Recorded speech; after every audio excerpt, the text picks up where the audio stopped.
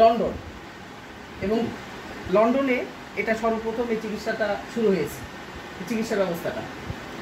আর আমরা এই হিজামা সম্পর্কে আমরা কামিল শ্রেণীতে আমরা অনেক এই হিজামা সম্পর্কে পড়েছি, যে হিজামা কিভাবে করতে হয়, কিভাবে করানো হয়। কিন্তু এটা একটা নিউ ফরম্যাটে চাইনিজেরা কাপ সিস্টেম করেছে হিজামাটা, অর্থাৎ এ থেকে আমরা মানে হিজামাটা এভাবে করাচ্ছি যে এটা একটা ফরম্যাটে নিয়ে আসছে যে হিজামাটা আমরা কিভাবে করব।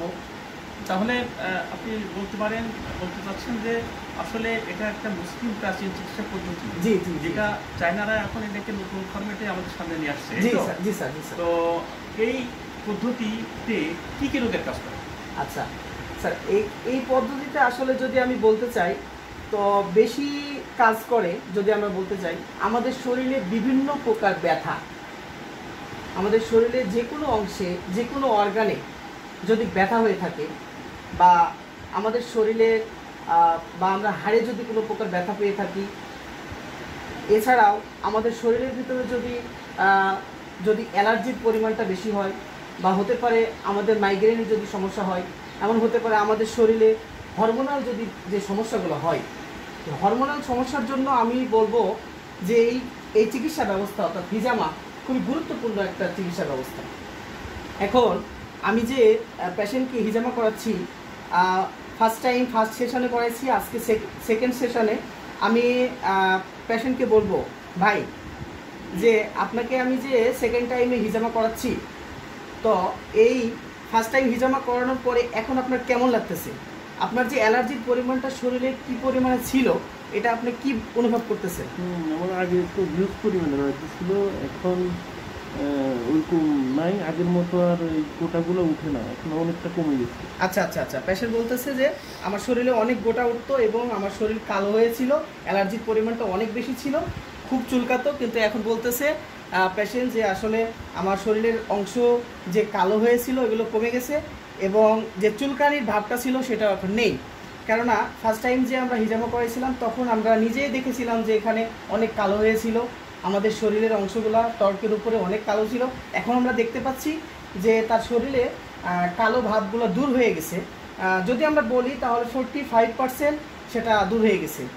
সেকেন্ড টাইমে আমরা যে হিজামা করাচ্ছি এতে আশা করা যায় যে 50 বা 60% তার শরীরের অ্যালার্জির পরিমাণটা কমে যাবে। আচ্ছা, তো এখন এই পদ্ধতিতে দেখা যাচ্ছে যে শরীর থেকে কিছুটা রক্ত এবং কিছু রস, কিছু টক্সিক সাবস্টেন্স ইত্যাদি বের করে দেওয়া হচ্ছে।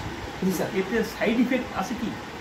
কোন ধরনের সাইড ইফেক্ট থাকতে পারে? আচ্ছা আচ্ছা আচ্ছা স্যার, আমার জানা মতে আমি এখন পর্যন্ত জানি না, যেমন আমার স্যার বলছে যে এই হিজামা করানোর আগে আমরা পেশেন্টের কাছ থেকে তাদের কথাগুলো নিয়েছি, হিস্ট্রিগুলো নিয়েছি যে আসলে তার কী সমস্যা ছিল। যদি তার মারাত্মক ধরনের কোনো সমস্যা হয়ে থাকে, হার্ট ডিজিজ বা তার শ্বাসকষ্ট, ডায়াবেটিস এগুলো থাকলে আমরা তাকে হিজামা করতে আপাতত না করি, বলি যে না আপনি এটা আগে কন্ট্রোলে নিয়ে আসেন এরপরে করবো। কিন্তু একটা শরীরে যদি সুস্থ থাকে এই অবস্থায় হিজামা করলে তার সাইড এফেক্ট কিছু দেখায় না। এ পর্যন্ত দেখলাম যে কোনো প্রকার সাইড এফেক্ট হচ্ছে না। আচ্ছা, আরেকটা কথা হচ্ছে যে এখন করোনাকালীন সময় চলছে, জি, এ সময় দেখা যাচ্ছে যে আমরা বিভিন্ন প্রোটেক্টিং মেথড ব্যবহার করছি, ইকুইপমেন্ট ব্যবহার করছি, মাস্ক ইত্যাদি, হ্যান্ড গ্লোভস।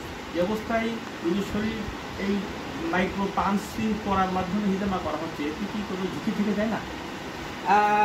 আসলে এভাবে যদি আমরা বলি তাহলে অবশ্যই ঝুঁকি থাকে। এরপরেও আমরা স্বাস্থ্য সেবা নিয়ে আমরা কাজ করতেছি, ঝুঁকি তো অবশ্যই থাকে, এটা নিয়ে আমরা কাজ করতেছি, ঝুঁকি থাকবেই। তো এটাই হচ্ছে আমাদের সেবা। তাহলে আপনার মনে হয় এটা করার পরে স্যানিটাইজার দিয়ে বা সারফেক্টেন্ট ইত্যাদি জীবাণুনাশক দিয়ে ভালো করে এটাকে ওয়াশ করা হবে না? জি জি জি স্যার, কোনো রকম কোনো ইনফেকশন না হতে পারে। আর কিছু পোস্ট কি বলে এই কাজটা করার পরে, এই কাজটা করার পরে তাকে কিছু গুরুত্বপূর্ণ মেজার নিতে হবে, যার ফলে এটা হবে না, তাই তো? তো মানে এটা তো এইভাবে করলে হয়তো এটা কোনো ইনফেকশন দিকে যাবে না, তাহলে ঝুঁকি কম থাকবে। স্যার আমরা এই হিজামা করানোর পরে এই রুগীকে আমরা যদি কোনো প্রকার ইনফেকশন না হয় এর জন্য আমরা সাধারণত এখানে অলিভ অয়েল তেল ব্যবহার করে থাকি এবং আরও অ্যান্টিসেপটিক আমাদের যে হেক্সাসোল আছে এগুলো ইউজ করি।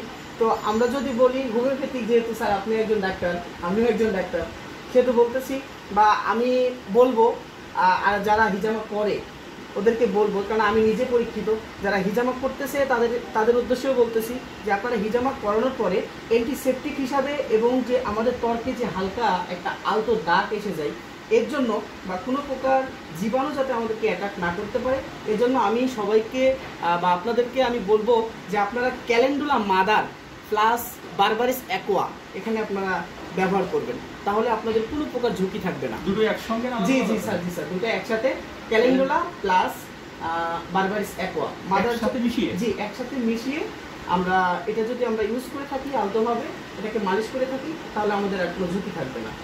ধন্যবাদ ডাক্তার। জি স্যার। আচ্ছা স্যার, অনেক ধন্যবাদ আপনাকে।